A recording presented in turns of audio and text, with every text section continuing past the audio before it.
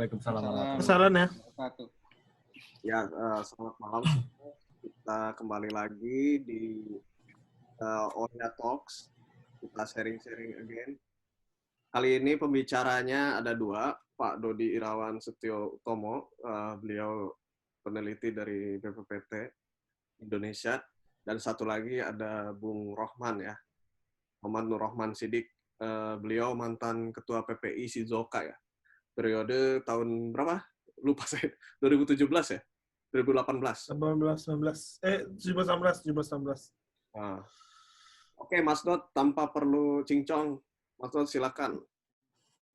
Oke, terima kasih Bapak Moderator atas kesempatannya. Malam ini insya Allah saya akan sharing sedikit tentang vaksin development. Jadi bagaimana perjalanan vaksin itu dibuat atau butuh berapa lama, dan juga di sini salah satu dari jenis vaksin itu sendiri yaitu virus-like particles. Dan kebetulan memang saya sendiri sedang belajar tentang virus-like particles ini ya. Dan bahasannya sih sebenarnya nggak terlalu detail. Jadi yang supaya bisa diikuti sama teman-teman yang ini ya, yang non researcher ya. Jadi buat nama-nama pengetahuan lah, karena kebetulan sekarang kan kita lagi rame COVID nih ya, dan banyak yang beredar lah di masyarakat gitu. Semoga ini bisa membantu untuk meluruskan gitu kalau misalkan ada informasi yang kurang jelas gitu di luaran.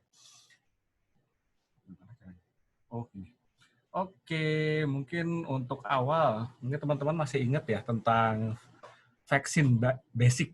Jadi vaksin basic ini bagaimana, secara basicnya itu bagaimana tubuh kita ini bisa mendevelop immunity atau imunitas. Jadi di sini itu ya yang lagi hot sekarang coronavirus. Saya ngambil contoh ini coronavirus. Jadi bagaimana nih coronavirus ini bisa akhirnya tubuh kita memberikan imun respon. Nah, coronavirus ini, virus ini akan masuk ke dalam tubuh menggunakan bagian dari bagian dari dirinya gitu ya. Jadi coronavirus ini secara ringkas itu terdiri dari spike, membran protein, dan juga RNA. Nah, tiga hal ini penting bagi virus ini untuk bisa masuk ke dalam tubuh, terutama spike protein. Jadi spike protein ini nanti dia akan berikatan atau lock dengan ACE2 reseptor ini yang lagi populer nih ya. Jadi ACE2 reseptor ini ada di permukaan sel manusia, di mana dengan ACE reseptor ini, virus ini mendapatkan media untuk bisa masuk ke dalam sel tubuh. Sejauh yang saya dengar, yang saya baca, itu ternyata tidak hanya satu ACE reseptor ini, itu ada beberapa. Seingat saya itu yang terakhir itu yang saya dengar ada 3. Cuma nanti mungkin ada teman-teman yang bisa nambahin informasi tentang reseptor-reseptor lain yang bisa digunakan oleh coronavirus ini. Jadi secara singkat, setelah virus ini masuk di dalam ini bersama dengan vesicle atau bagian dari sel ini yang digunakan virus ini untuk masuk ke dalam tubuh, virus ini akan fuse dengan vesikelnya dan melepaskan RNA atau material genetiknya. Material genetik ini sangat penting bagi virus untuk bisa membuat bagian-bagian dari virus ini dan akhirnya memperbanyak diri. Setelah dia ini menggunakan sistem dari sel itu sendiri untuk memperbanyak diri dan melakukan assembly, virus ini akan keluar ke environment. Dan di environment ini sendiri, virus ini akan ketemu dengan APC atau antigen presenting cell. Jadi semacam bagian tubuh lah ya. ACE ini nanti dia akan menangkap virus dan akan mendisplay bagian-bagian virus ini sehingga dapat dikenali oleh sistem kekebalan tubuh kita gitu. Jadi di sini ada sistem kekebalan tubuh kan ada selular sama humoral. Salah satunya adalah T helper ini. T helper ini dia akan mengenali antigen dari virus ini dan juga akan mengaktifkan sistem imun yang lain termasuk B-cell. Dari sini secara singkat B-cell dan akhirnya T helper ini akan membentuk beberapa sistem imun, salah satunya itu nanti ada fagosit dan juga di B-cell ini dan T-cell ini punya memori setelah terbentuknya anti coronavirus, sehingga nanti dari memori-memori yang yang dari T-cell dan B-cell ini akan terbentuk pengenalan secara long life ya, secara lama lah, yang periodenya bisa bulanan ataupun tahunan, sehingga tubuh ini memiliki kemampuan untuk mencegah virus ini kembali masuk ke dalam tubuh gitu. Secara singkat begitu, walaupun secara detailnya nggak sesederhana itu gitu. Karena banyak hal lain yang akhirnya akan bisa mengganggu sistem kekebalan tubuh kita ini gitu. Oke, untuk yang berikutnya, nggak bisa ya pakai ini. Oh ya, ini. Nah, ini secara ininya ya, secara historinya gitu. Kapan sih vaksin ini pertama kali ada gitu, cerita tentang vaksin. Jadi awalnya itu karena adanya smallpox, itu tahun 1798, lalu dengan beberapa event-event lainnya termasuk plague, lalu tetanus, influenza, dan juga yang lain, sehingga akhirnya kalau data yang saya dapat sini hanya sampai 2010. Nah, dari sini masing-masing di histori ini akhirnya membuat manusia itu berusaha untuk menciptakan vaksin sehingga bisa menghasilkan kekebalan tubuh ya. Yang paling terkenal itu yang vaksin polio. Itu salah satu yang paling terkenal. Dan yang masih banyak lagi vaksin-vaksin yang lain cukup cukup ini ya, sangat-sangat membantulah untuk manusia bisa mendapatkan kekebalan tubuh sebelum virus itu masuk atau mikroorganisme ini masuk ke dalam tubuh.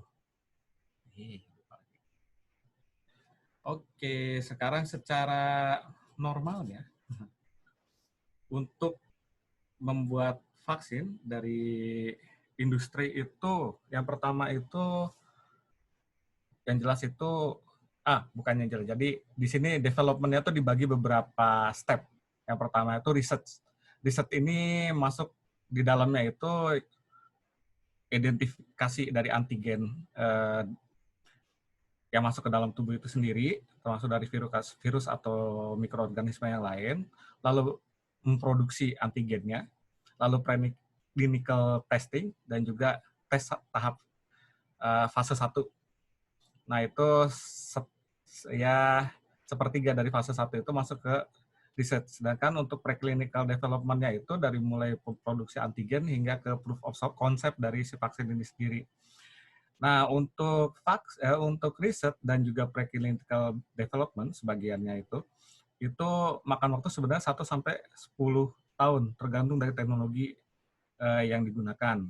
Nah, sedangkan selanjutnya dari setelah fase 1, fase 2 sampai proof of concept biasanya 2 sampai 3 tahun. Jadi mencakup di dalamnya juga ada clinical development dan juga bagian dari transfer to manufacturing. Nah, di sini sampai proof of concept. Dulu saya pernah ikut sampai proof of concept, tapi ya berat sih sebenarnya untuk produksi vaksin ini karena kita kejar-kejaran sama pandemik ya, atau sama outbreak. Itu ya di Indonesia itu karena berhubungan sama yang saya ikutin berhubungan sama dengue, itu tiap tahun itu kita kejar-kejaran sama outbreak dengue ini.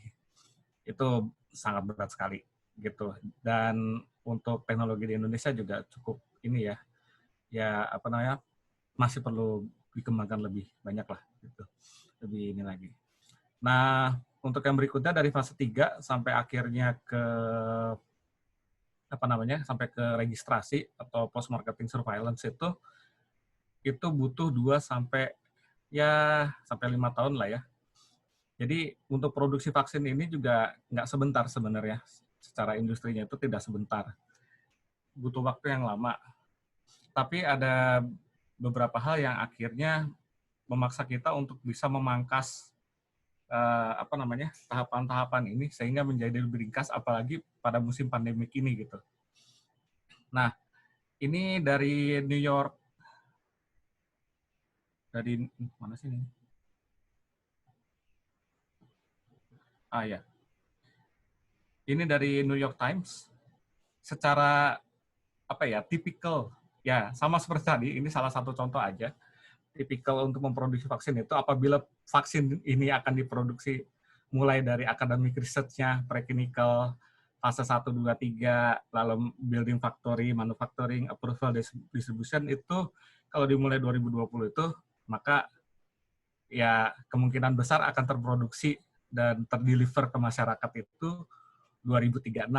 Normalnya seperti itu. Tapi ya karena approval-nya juga banyak dan testingnya banyak yang menyebabkan akhirnya butuh waktu yang panjang gitu. Tapi pada saat kita mengalami pandemi, ada beberapa yang bisa dipotong lah.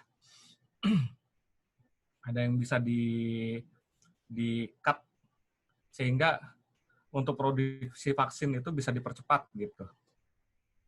Dan tergantung teknologi yang ada pada saat itu juga, apakah memungkinkan untuk memproduksi vaksin itu secara cepat atau tidak gitu. Jadi kalau untuk COVID ini sendiri, berdasarkan dari New York Times ini, diharapkan vaksin ini akan ada atau terproduksi itu tahun depan, paling nggak Agustus ya. Jadi dimulai risetnya dari 2020 sehingga akhirnya nanti didistribusikan itu diharapkan Agustus 2021. Itu bisa bisa diproduksi, bukan diproduksi, bahkan sudah didistribusikan ke masyarakat gitu ya. Karena masalah safety yang nantinya akan digunakan bagi masyarakat juga itu sangat penting. Ya kita berharap supaya vaksin ini bisa terproduksi sesuai dengan apa yang direncanakan lah gitu dalam waktu cepat. Ini bedanya ya, tradisional vaksin bagaimana, sama seperti tadi, cuman ini agak lebih detail bahwa ya tadi ada beberapa hal yang bisa diperingkas lah. Salah satunya adalah target ID-nya, development partner selection, dan preclinical trial ini bisa dipersingkat dari yang multi years dan akhirnya bisa jadi shorten gitu. Dan ada beberapa yang akhirnya digabung gitu untuk untuk tahapan-tahapannya sehingga bisa dipercepat produksi vaksin ini gitu. Nah, untuk jenis-jenis vaksin itu sendiri, kalau yang sudah banyak beredar di masyarakat dan yang akan diterapkan ke COVID-19 ini, jadi yang pertama itu kalau dari virusnya itu bisa diinaktivasi atau dilemahkan gitu. Terus kalau untuk viral vektornya itu yang replicating atau non-replicating. Atau dengan DNA vaksin atau RNA vaksin. Ini yang sedang populer ini. Dan atau dengan protein base unit, jadi kita mengekspresikan subunit dari bagian dari virus-virusnya itu sehingga nanti akan men-trigger respon imun atau membuat virus-like particle. Jadi ini sebenarnya yang nanti akan jadi konsentrasi bahasan saya, di mana kita berusaha memproduksi vaksin yang memiliki kemiripan dengan virus itu sendiri gitu. Baik itu secara keseluruhan ataupun tidak. Tapi yang jelas virus-like particle ini berbeda dengan virus karena dia tidak memiliki material genetik. Kalau virus-like particle ini memiliki material genetik, maka akan sama bahayanya seperti halnya virus itu sendiri. Nah, yang membedakannya adalah salah satunya dengan tidak adanya material genetik. Nah, ini sedikit penjelasan aja tentang bagaimana yang virus dilemahkan, diinaktivasi, lalu yang replikasi vektor dan non replikasi, lalu ini yang DNA vaksin, yang nantinya DNA vaksin ini akan menggunakan sistem dari sel dan akhirnya dia akan bisa memproduksi apa namanya ya epitop atau bagian dari virus ini sendiri dan akan men-trigger sistem imun. Dan sedangkan kalau yang ini pun sama protein subunit, tapi ini sudah diekspresikan di luar sehingga nanti masing-masing protein yang terekspresi ini itu diinjeksikan dan protein-protein inilah yang nantinya akan memberikan trigger kepada sistem imun tubuh untuk memberikan respon gitu. Nah, bagian protein subunit ini kebanyakan itu bagian-bagian dari struktural virus, terutama spike protein atau membran itu yang memiliki kontak langsung dengan sel. Lalu untuk yang virus-like particle itu sama konsepnya, tapi di sini dia yang seperti saya jelaskan bahwa dimimik ya, jadi sama persis seperti apa namanya virusnya, tapi tidak memiliki material genetik, sehingga ibaratnya ya kita membuat apa namanya membuat badan itu belajar lebih dulu gitu mengenali apa namanya virusnya ini gitu. Prinsipnya sama seperti halnya virus penginfeksi, hanya tidak bisa memperbanyak diri. Lalu ini salah satu contoh gambaran virus dengan VLP, bahwa yang membedakan adalah ininya apa material genetiknya.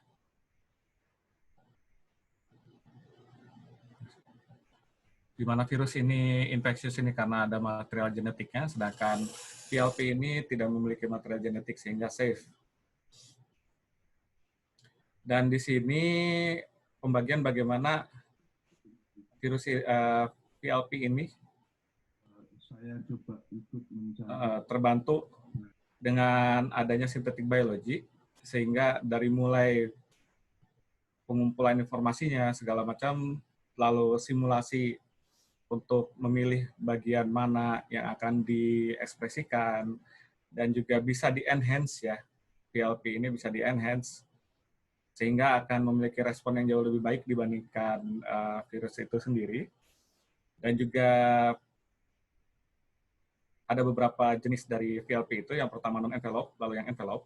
Nah di sini ini non-envelope ini yang lebih dia ini yang genetic engineering, jadi maksudnya genetic engineering ini yang beda dengan envelope, yang dimunculkan jadi antara internalnya yang menjadi cangkang ya, tempat dudukan dari antigennya ini bisa bukan dari virus itu sendiri, tapi dari luar, dari material lain yang bisa non-infeksi, yang bisa memberikan sistem imun ataupun tidak. Dan yang di-display ini adalah antigen-antigen yang sifatnya men-trigger sistem imun. Epitop ya, kita nyebutnya epitop. Sedangkan yang envelope ini, contohnya kalau di dengue, bahwa di sini tuh ada yang VLP unitnya, lalu dia ada membran envelope-nya, dan juga nanti masing-masing epitop ini akan duduk dia di membran epitop ini. Gitu. Sedangkan untuk engineering dari fungsi dari VLP itu sendiri, jadi VLP ini ada yang conserve epitop, jadi yang benar-benar sama lah dengan virus aslinya gitu. Kalau dengue itu ada 4, jadi kalau mau buat itu kayak monovalen, kita bikin dengue 1, epitopnya hanya dengue 1 gitu. Sedangkan kalau ada lagi yang multiple, jadi yang di display ini itu tidak hanya epitop dari satu jenis virus itu sendiri, tapi bisa dari banyak. Gitu. Tapi di sini tidak ada yang namanya computer optimize. Jadi di sini pure sesuai dengan hasil gene bank ya. Sedangkan kalau yang konvensional optimize antigen ini di sini sudah dioptimize dengan bantuan bioinformatik, sehingga lebih baik ya untuk men-trigger sistem imun akan lebih baik.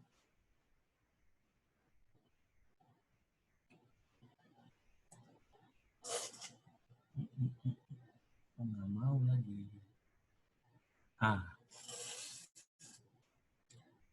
Nah di sini istilahnya bagaimana kita bisa bisa melakukan VLP yang di engineer. Yang pertama itu kita juga bisa mengenhance immunogenicity-nya dengan dengan bantuan expose loop atau juga dengan epitope ya, dengan bantuan tambahan epitope, atau kita juga bisa menambahkan flexible linker.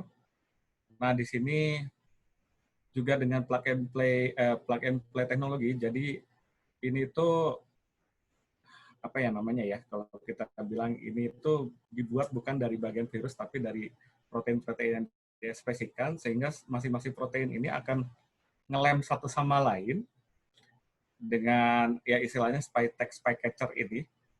Jadi spike ini nanti dia akan terekspresi dan membentuk suatu struktur. Spike catcher itu nanti, ya benar. Spike itu nanti dia akan membentuk suatu struktur yang mirip cangkang dari si virus itu, tapi dia tidak bersifat antigeni. Nah, antigennya ini nanti akan ditempelkan dengan spike catcher.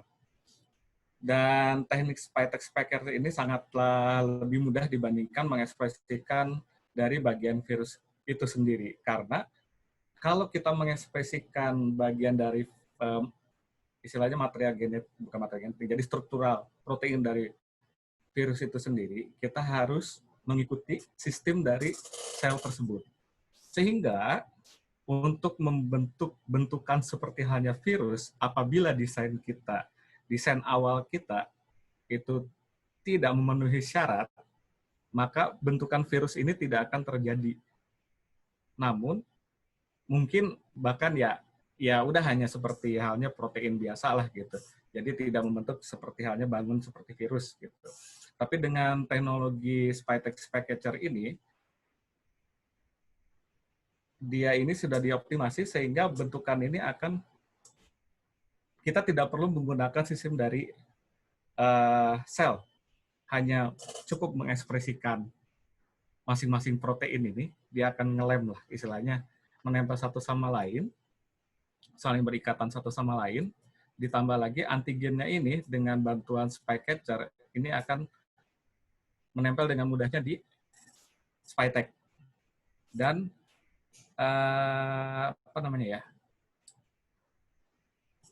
pada saat pembuatannya pun jauh lebih mudah lah gitu.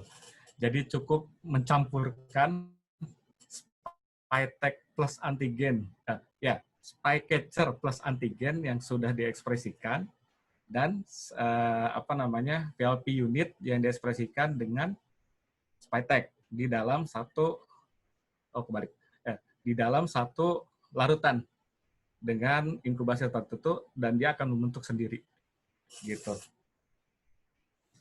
Dan yang lain itu selain ini juga ada yang reduction steric hindrance, dan juga ada antigen yang di extend strukturnya, jadi ditambahkan.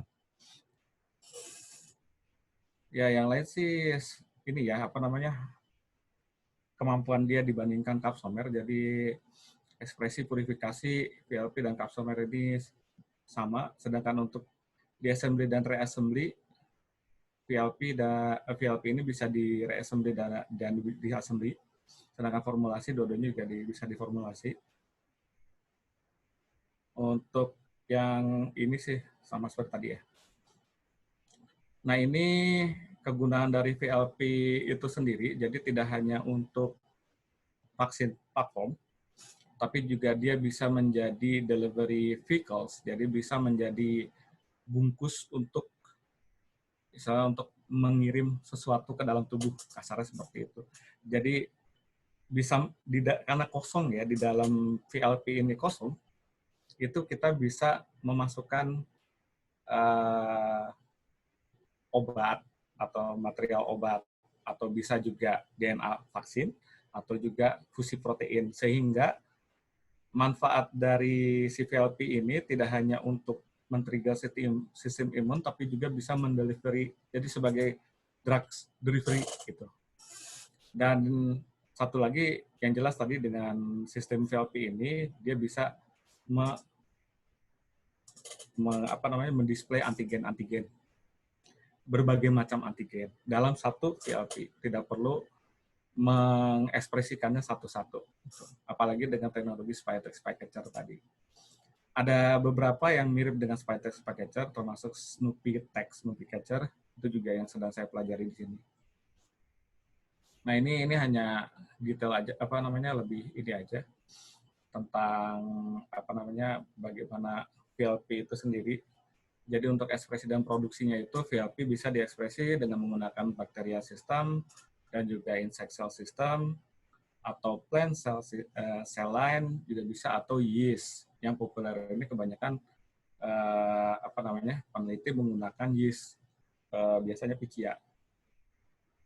Tapi yang sedang saya lakukan itu menggunakan silkworm dan juga insect cell. Gitu. Jadi lalu yang tadi yang di dalamnya ini bisa dipakai untuk diinsersan ssDNA, dsRNA atau ligan-ligan lain. Dan surface geometrinya juga bisa diorganize dan juga dimodified seperti yang kita inginkan lah ya. Gitu. Besarannya itu VLP ini itu juga bisa diatur tergantung dari kalau dia diekspresikan dari bagian virus itu sendiri, berarti besarannya itu tidak akan jauh dari besar virus itu sendiri gitu. Kecuali kita menggunakan sistem lain yang tidak menggunakan bagian dari virus seperti Spytex Packager, nah besarannya itu juga bervariasi. Ini juga sama, ini juga tadi tentang bedanya non-envelope VLP dan juga envelope VLP, di mana di masing-masing ini juga bisa digunakan untuk mendisplay ataupun juga bisa untuk mendelivery dari mulai drugs molekul ataupun oligonucleotide atau fusion protein ya. Nah, ini beberapa platform yang sudah non-VLP yang sudah ada di dunia, dari mulai Bacteriophage, lalu ya bisa dibaca sama teman-teman di sini. Hepatitis score juga. Lalu juga ada yang untuk yang envelope VLP, itu dari mulai yang targetnya influenza, dengue virus, malaria, dan juga cancer. Itu juga ada. Sudah cukup banyak sebenarnya penelitian virus-like particle ini di dunia, sehingga saya mulai populer itu sekitar 96 atau 2000 awal ya. Itu sudah mulai. Nah ini bisa nggak ya? Ini hanya gambaran sih bagaimana di dalam sel itu virus bisa kebentuk ya.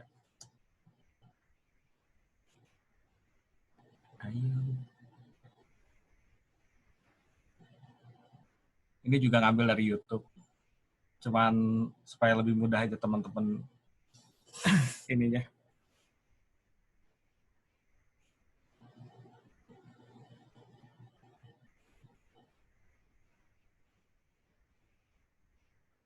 Ini dari mulai protein diekspresikan,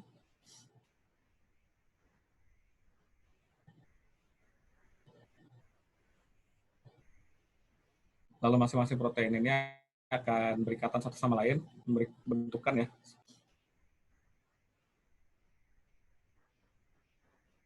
Tapi ini bisa terjadi apabila desain dari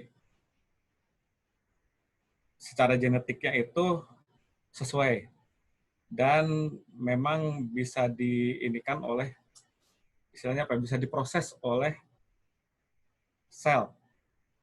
Apabila desain kita ternyata salah dan sel ini tidak mau memproses ya untuk bisa memberikan bentukan seperti ini, maka dia tidak akan membentuk seperti ini, tidak akan membentuk ikatan seperti ini.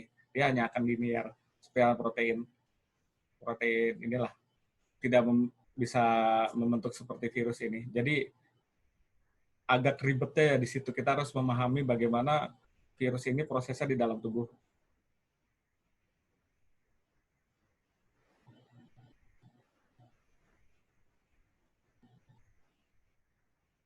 Oke,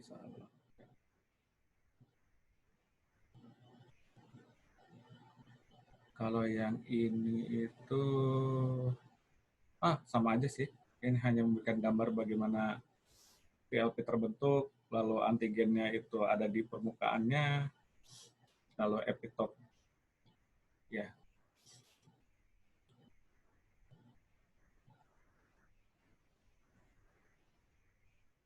Ini gambaran ideal. Dan nanti epitope ini akan berikatan dengan reseptor.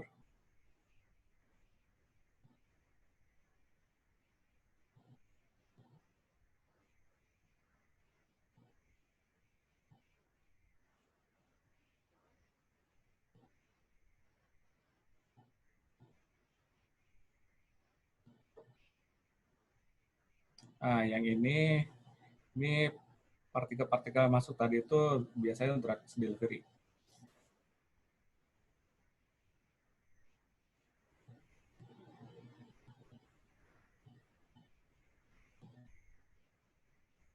Lalu yang kedua ini salah satu contoh yang mirip dengan Spitex packager.